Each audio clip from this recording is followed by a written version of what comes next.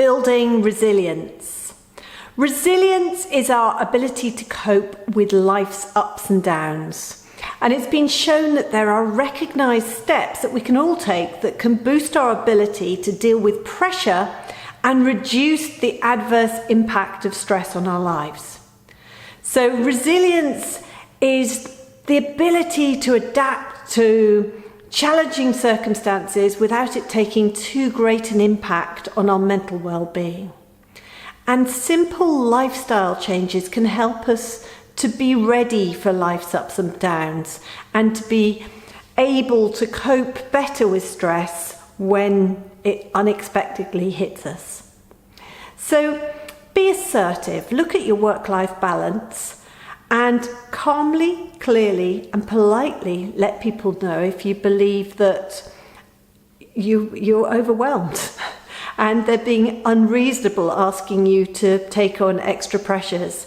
We all know at the sort of PTAs at school, it's the same group of people each time that get asked because they do stuff. And the saying is, ask a busy person and it will get done.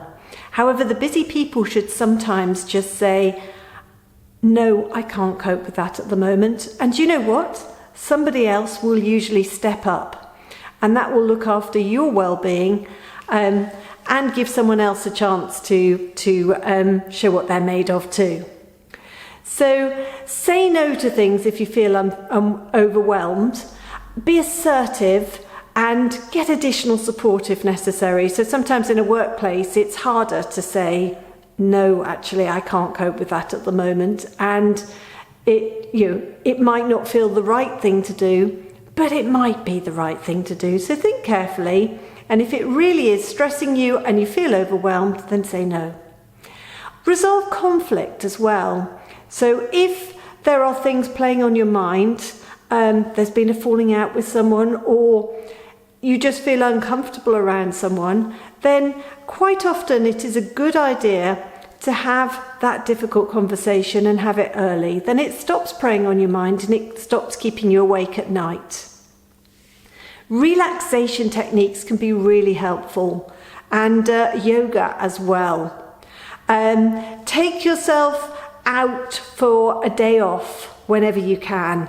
And try and go to the countryside if that's what you like, or to an art gallery, or to whatever makes you feel happy and relaxed. So maybe go out with some friends, go out for a meal, go out for a walk together, or go out for a walk alone. But think out carefully what it is that makes you have that relaxed sort of feeling and do a bit more of it. So learn a new skill. So learning something new can give you a real sense of achievement. It can focus the mind. It can give you a new bit of energy. And it can mean that you're just that better prepared with the breadth of experiences that gives you a bit of extra confidence. Again, we're talking about building resilience. Reconnect with friends. It's really easy to drift apart from people. However, it's also remarkably easy to link back together with them. And you might think, oh, it's so embarrassing, I haven't spoken to them for years. But you know what? They're probably feeling the same. And they will either be really pleased to hear from you or fairly ambivalent. And in which case you will learn who your real friends are. And it's nice to reconnect with people you haven't spoken to or seen for a while. And usually they are really pleased to hear from you again. Look at your work-life balance. I said this previously, and I'm really bad at this. But try and carve yourself out some me time.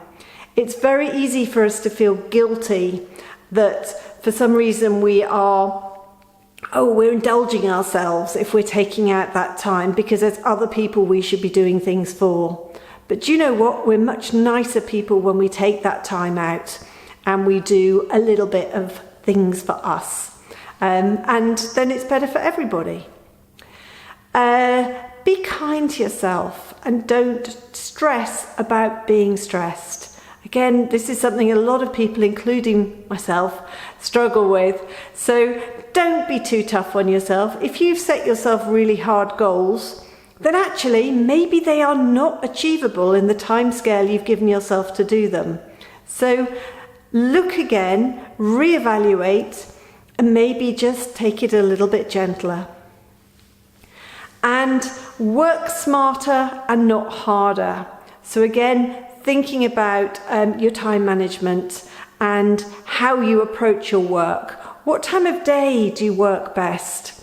When are you at your most alert? And when do you like doing different things? So think what's going to give you happiness and pleasure and that sense of fulfillment, and do more of it. Sleep. Sleep is really important, and make sure that you are getting enough of it and that it's good quality sleep.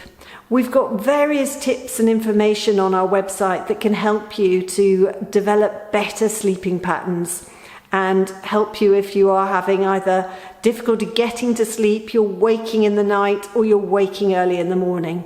So there are things that you can do before you are resorting to any form of medication. Exercise. Exercise is really important, and exercise will also help you sleep. As long as you're exercising, you stimulate those endorphins, you feel more confident about yourself, and you have a little bit more energy. Your nutrition is really important as well. What you eat will affect how your mind works. It will affect your physical and your mental health. So make very sure that you are looking after yourself. And make sure you take time to get away. It may be a day out, it may be a short holiday, it may be a longer break, but give yourself that time away with a fresh sense of purpose and a chance to renew. I hope that's helpful. So that is building resilience.